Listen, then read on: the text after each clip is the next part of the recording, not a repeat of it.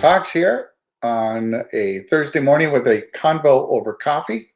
We're pretty excited. I'm pretty excited this morning because I have with me Erin Ludwig with Optimal Consulting this morning. And this week, some crazy things have been going on out there with the payroll protection money running out a week ago, last Thursday.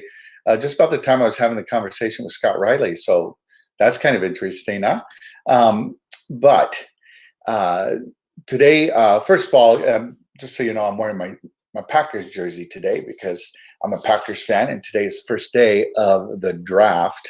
So we're pretty excited about watching that later today. So today's first day of that is going to be something to be enjoyed. At least so that's why I'm wearing a Packers jersey today. Anyway, so I'm excited to have Erin come on because we need to break open some of this a little more of this CARES Act. There's so many things that we just don't know, and so many things that are just so confusing as business owners, and what's available for us to really help ourselves and help our employees get through the rest of this lockdown. So for those of you who don't know, Erin is owner at Optimal Consulting here in Orange County. She's got her bachelor's of accounting out of Loyola here in Los Angeles, and is a CPA. Actually worked 7 years at Price Waterhouse, which is an accomplishment in itself. That says a lot of her ability and her knowledge, and has been really just been providing what she likes to say is the big corporate experience in terms of accounting and support for small businesses. So I would like to bring on and introduce my guest today, Erin Ludwig. Let's bring her on. Let's see if we can get her in here, because there she is. Hello. Good morning, everyone. Erin. Really glad to have you on here today with us and just breaking open some more of what is available here in terms of this lockdown. I mean, this lockdown. Are we ready for this to be over or what? I know. I think you're starting to see people get a little antsy and itching to get out. I know. I've been able to get out here, like on the weekends and things like that. But I mean, not the weekends, but in the afternoons, just here in the neighborhood, get out in the sun, because that's like one of the only ways I can actually manage to not go crazy. But yeah, I know around here, I actually, I think it was yesterday, I heard a couple of old women from the retirement house across the street yelling at each other because one of them felt like the other walked too close to her with her dog. This is crazy. So getting right into it. So last week, as I mentioned earlier, the payroll protection funding, like $300 and something million, ran out like late Thursday afternoon or something like that last week. And so part of the question is, I know that right now it's in the House that they're discussing a second round of funding for that particular program. So, in all of that, can you first of all give us a sense of what's really, if anything else, is going on with that, and if just an overview of that, an overview of what else is available under the CARES Act. Just give us like a 20,000 foot view of what's available for businesses. Yeah, no problem. So as you heard, there is no more funds that are available for the initial payroll protection program, and then also the economic injury relief program. However, currently, which I think as of today, they're voting on it. So probably within the next couple of days, there's an expected about, I think, $320 billion injection that's going to be put in. $260 billion related to the payroll protection, and another $60 billion associated with the economic relief. So those are kind of the two, I would say, the two big ones. The biggest one is what you're hearing is that Payroll Protection Program. And then the other one is the Economic Injury Relief Loan Program, which is actually a program that's been in existence before for small businesses. They've just carved out a little special pocket related to this COVID-19 disaster. So the SBA disaster relief program has been an ongoing program then. Yes, that's a program. There's still, potentially, you could still go and file or I need a loan because there was a disaster and it was unrelated to COVID-19.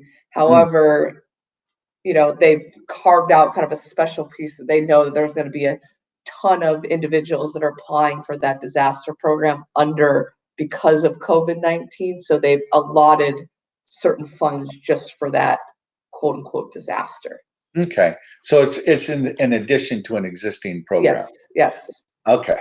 So let's first talk then about the payroll protection program, because I mean, I know that I have some business owners who are like, well, why should I even bother at this point, because they ran out of money and the people who've already applied ahead of me are going to get first dibs or whatever. So why should I even bother? Can you kind of speak into that a little bit? Yeah, I mean, as of now, if you've applied but you haven't heard anything or gotten any funds yet, I would be in contact with your lender. So I guess let's just clarify the PPP program. You have to go through a qualified SBA lender. So you're not actually going through the SBA, you're going through your lender that you've decided to work with. So if you've already submitted the application through that lender and you're kind of waiting,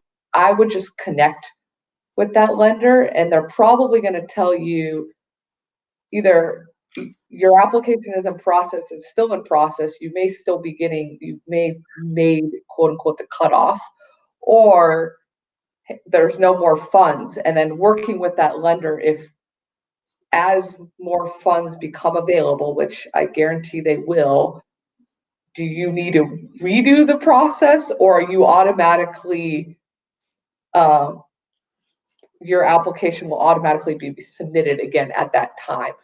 I think at this point, I'm not totally clear on how that process is going to work. So I would guess it might be a lender by lender basis. So I would work with your lender if you haven't yet applied.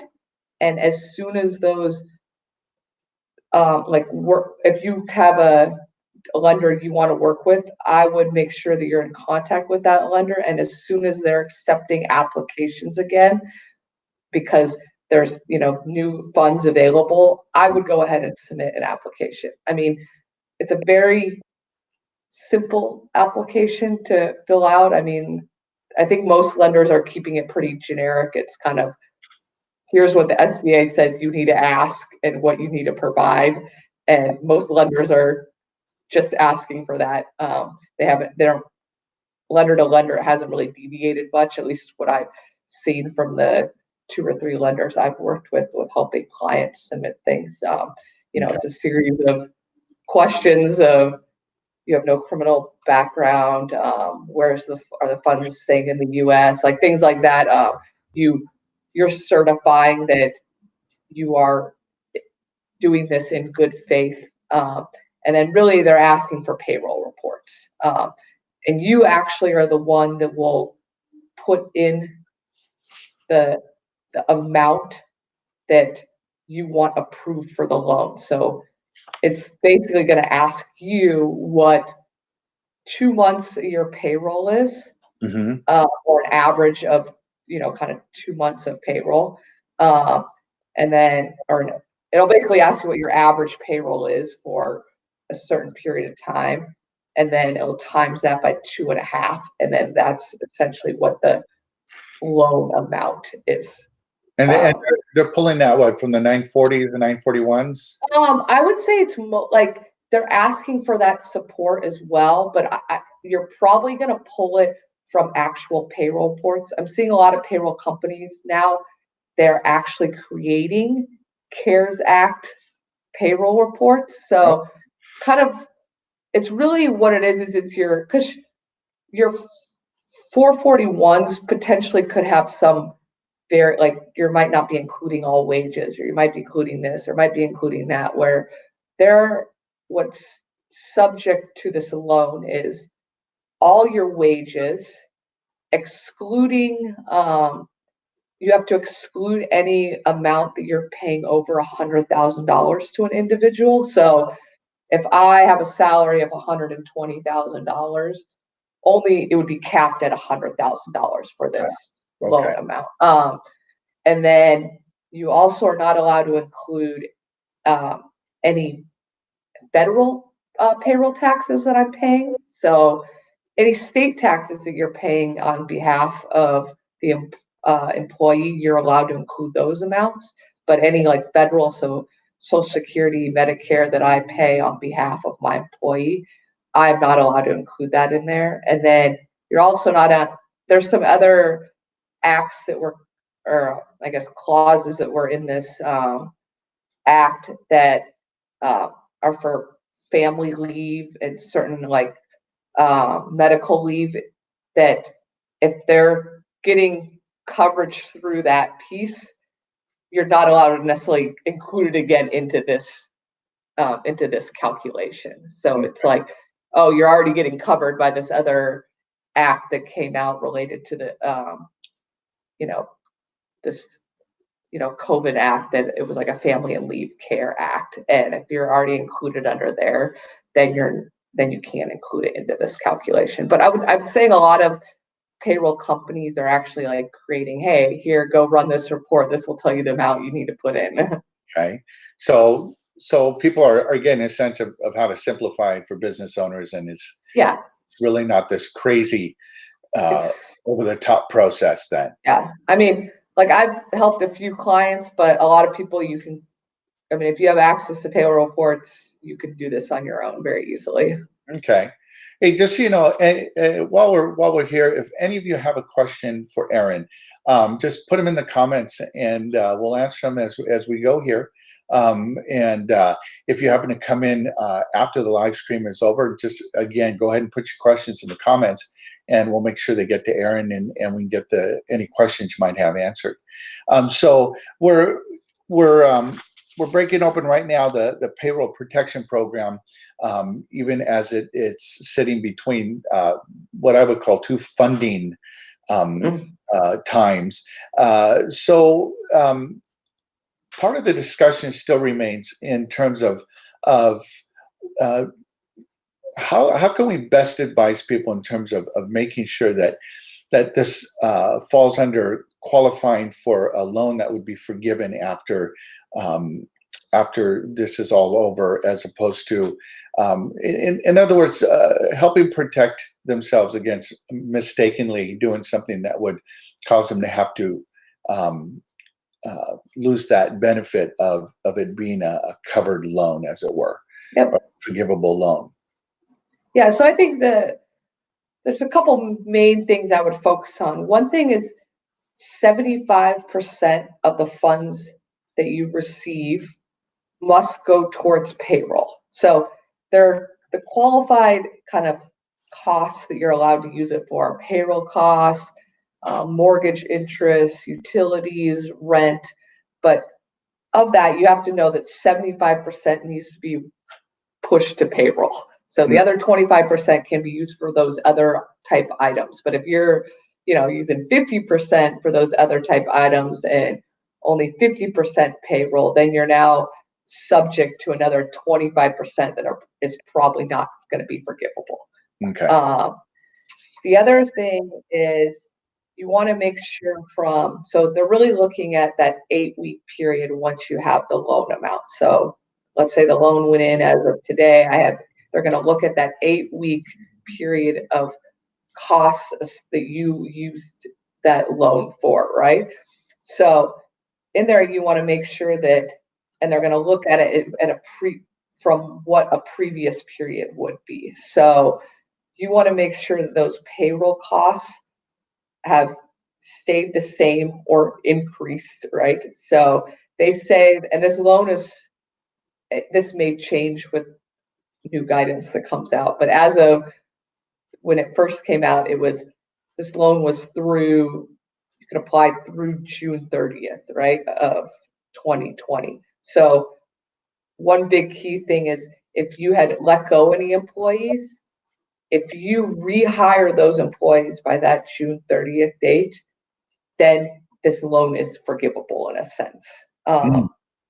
So those are some of the really big key points, I would say. So it's making sure that your payroll costs and your, kind of personnel are the same or have increased from when you originally got the loan. So you have to think, when you originally got the loan, probably beforehand, you may have let go people, right? So Right. it's really the start date of that loan. So it's not necessarily like going back and from like, you have to look at it from the start date of the loan. So if the start date of the loan, you had previously let go of 10 employees, right? And now you rehire them, then that's your kind of, silver lining of like, oh yes, now I'm going to have a forgivable loan, right? But you do not want to get this loan and then you lay off people, right? And then, you know what I mean? And then now that's going to not be forgivable. So even if you had laid off people previously before this loan, that's okay if you're then going to rehire and use those funds to essentially put them back on payroll. And even if an idea is keeping these employees on payroll, you might not have the work there, but that's the idea of the loan, is right, to still pay these employees until,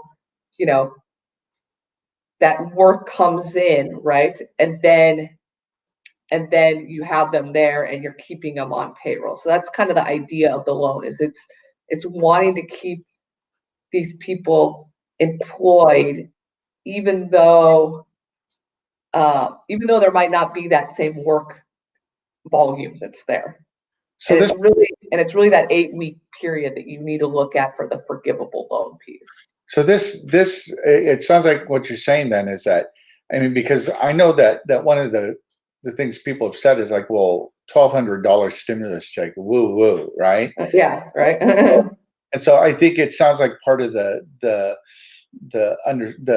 plan was to provide additional support and help through the businesses, let the businesses be involved. Yes. And because they know their employees' needs more specifically. Yeah. So that's the idea, is really to try to keep people on payroll. And this also applies, we don't really go into it too much, but if you're like a sole proprietor, you're also available to apply for this loan. What they're going to use instead of payroll reports is they're going to use your Schedule C, or if you're an independent contractor, they'll use your 1099s, and then they'll base the loan amount off the profit amount, right? And the idea there is, it gets a little muckier on like, how do you prove that that I paid myself? Well, essentially, if you get this money and then you basically distribute it to yourself, you could say, well, that is my payroll in a sense, right? So it's just a matter of making sure that you're, there's an active transfer of money, right? That you can show that, versus, oh, I just threw this money in there and it just sat in there. Right. I know that when the programs came out back in March, I personally I didn't file for the payroll protection. I actually filed for the small business relief grant loan program. And after it's been at least 4 weeks, maybe 4 weeks since I applied, and I received $1,000 for as a grant, and that was reflective of the I was a startup last year, so I mean I had way more expenses than I did actual income. So I just to know that there was some relief for part of the income that I've been earning this year. Yep. Is, I mean, it's so small, but I mean it's certainly it every bit helps, right? So there's and that is, it's really the second part of our discussion here, because beyond the payroll protection program is the economic injury disaster loans and the associated grant program. I mean, are those the same, or are they different? Can you kind of give us a little more? It's essentially the same. I mean, what they did was they said, okay, here's another loan program. This one is not forgivable. It's a little more broad in the sense you're allowed to use it for operating expenses in general, right? So it could be payroll, it could be, it's basically most of your operating expenses. It has a cap of $2 million on this one, but it's a little broader. They put in, as part of the CARES Act, they put in this advance, which was, hey, we know these loans are going to take a long time to process. So before it even goes through the application process, we're going to give you money up front that's going to be forgivable. So there's a portion of it that's forgivable. So, and it's, the grant is up to $10,000, but it's $1,000 essentially per employee. So if you're a self-proprietor, you're going to be getting $1,000, right? If you had 10 employees, you would then be eligible for up to that $10,000 grant. And then what then goes like from that process would be, if ultimately you would still go through this application part. They may deny you. They may send you a letter that says, hey, we're going to deny your application for this economic injury disaster loan, but you still get that grant money. Like, you don't have to pay it back. You don't have to do anything. Or they could say, okay, do you want to go through this process, right? And you'd be like, yeah, I want to go through and actually get one of these loans. Or what they've also seen is you could then say, oh, hey, I applied for this, loan, and I got this grant, but I actually did the PPP program. And then you'd be like, I no longer want to basically continue with this program. Or you went through this process, you actually got a loan, economic injury disaster loan, but then you also said, oh, I really want the PPP program, sounds a lot more beneficial for me, especially because it's forgivable, and I know I'm going to use all my all the funds I get, I'm going to use towards payroll. That you actually have the ability to then refinance into a PPP loan. So it's just another program. It's a little more, you have a little more leeway in what you're allowed to use as usable or expenses related to it, but bearing it is not a forgivable, only that little tiny grant portion piece is. It's still a fairly low interest rate. I think it's 3.75% for if small businesses. If you're a nonprofit, I think it's a little less, like 2.5%. But the PPP program, if any portion of your loan is not forgivable, it's only a 1% interest rate. Okay. So. And then the terms are then laid out with each individual loan. Yeah. Lender or with the SBA. So I mean that's pretty much the straightforward. You apply for it at the SBA. Yeah. Let me just clarify on that one. That one you actually apply through the SBA website.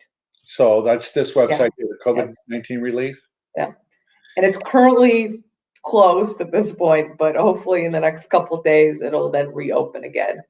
Okay, so it's important then that if you haven't applied, that you go ahead and make note of this and just keep an eye on it.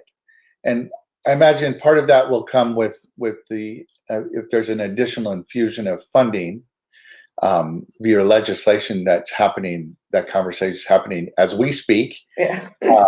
That that may reopen. So something to keep monitoring if that's one of the solutions you're looking for. So what are some of the other solutions that are available? Because I know that some that you talked about or we talked about earlier was small business debt relief. There's the payroll tax holiday, employee retention tax credit, and also expanded unemployment assistance. Can we kind of Yeah, I'll touch briefly on those. I mean, these are a few other items just to note that may be applicable to you. So if you have a, like, let's say you already have a small business loan, you know, separate from if you were applying for one of these COVID-19 specific type loans. They're actually, the SBA is actually allowing you to defer payments on those for up to 6 months. So just if you already have a loan, you're kind of, I don't know if I'm going to be able to make these payments on this. They are allowing a deferment of 6 months on those payments.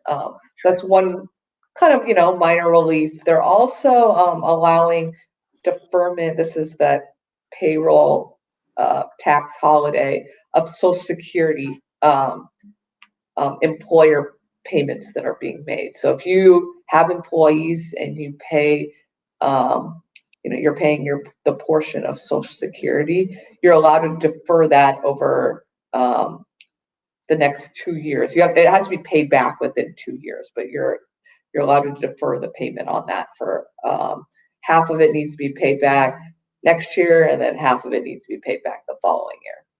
Okay, so that would be in addition to the regular payments you would be making once everything gets back into the normal flow. Yes. So it would be additional payments you will need to eventually pay back within a 2-year period. But if you're like, there's no way I can pay these, in the next 6 months, you are allowed to defer those. Okay, so part of that strategy then is after the 6 months, and assuming everything is back into some measure of our new normal, then it makes good sense to kind of prorate that over the next 12 months. So manage it a lot easier. What about the employee retention tax? So this is one. This is like, let's say you didn't get a PPP loan, but you were, you had basically, maybe you had, a good cash reserve going into this, and you were able to hold on to your employees through this time, and you're able to kind of prove that, your business was shut down or partially shut down, or your revenues dropped, 50% during this period, but you were able to hold on to your employees.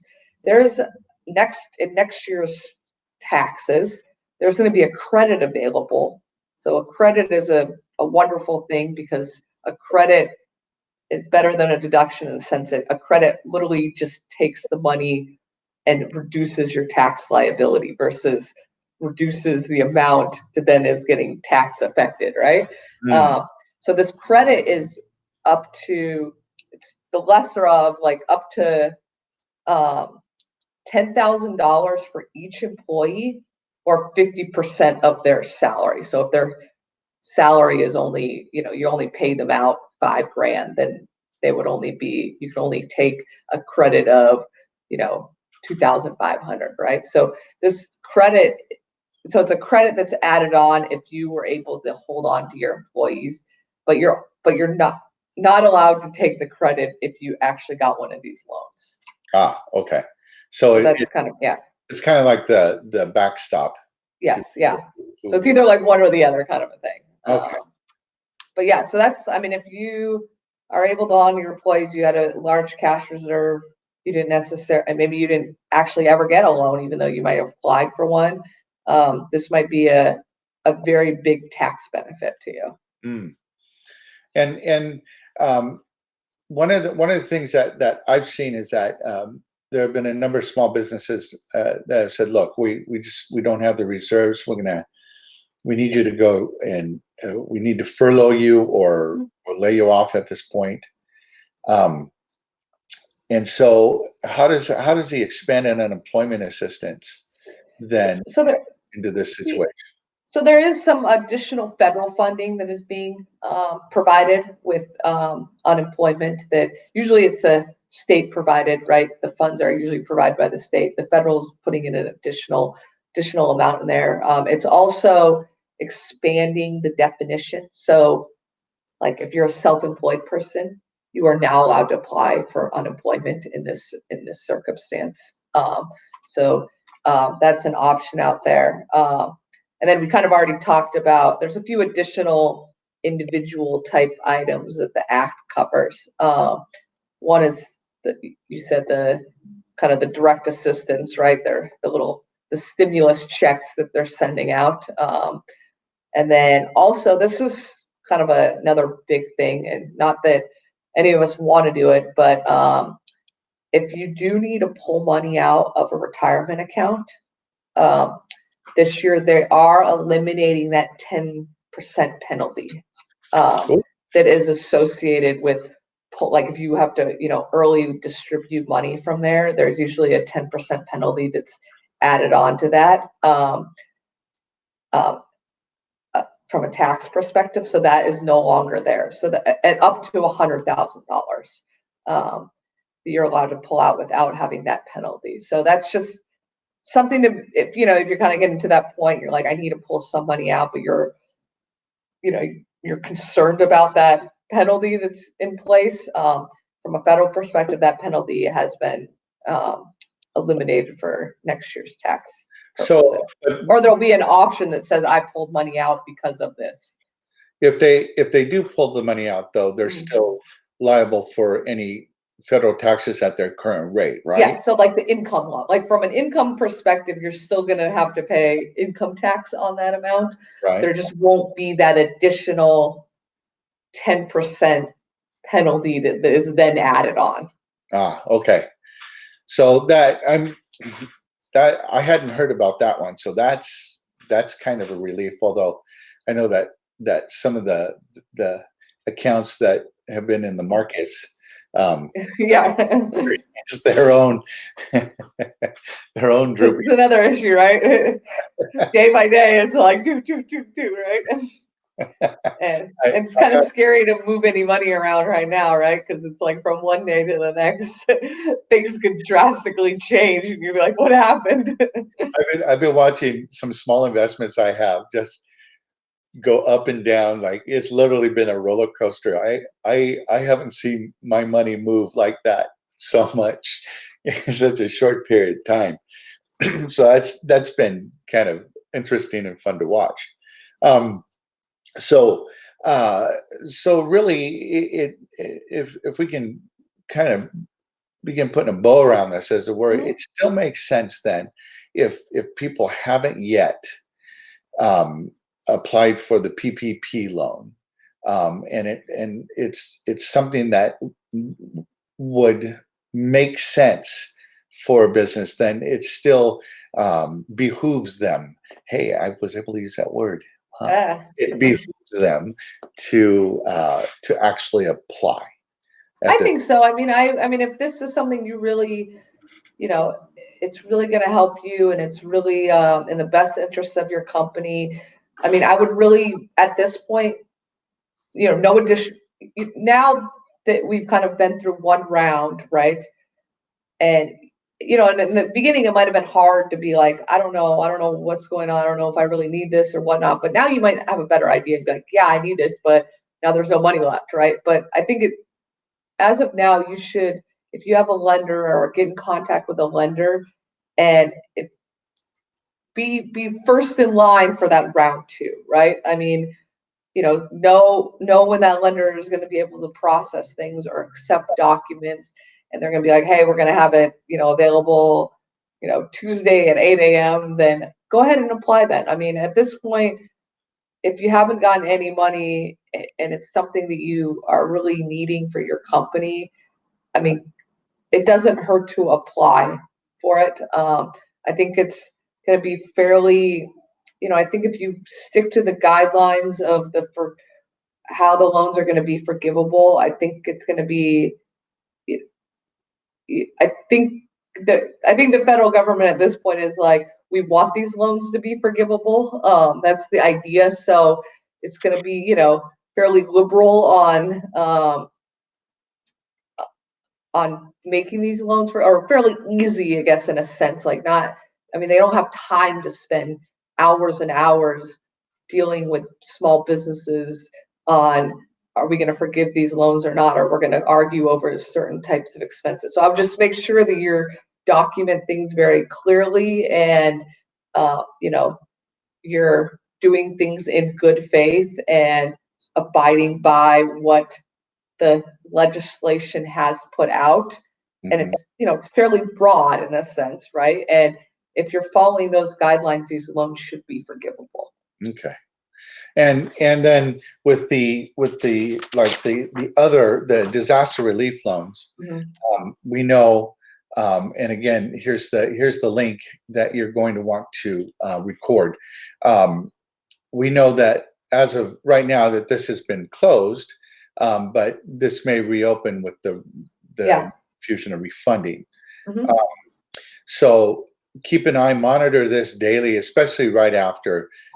If they actually do, if they've decided to put that second round of infusion, you're going to want to get on there and get your application in. When I did it back in March, it took me, I don't know, maybe 20 minutes. Yeah, it's very simple.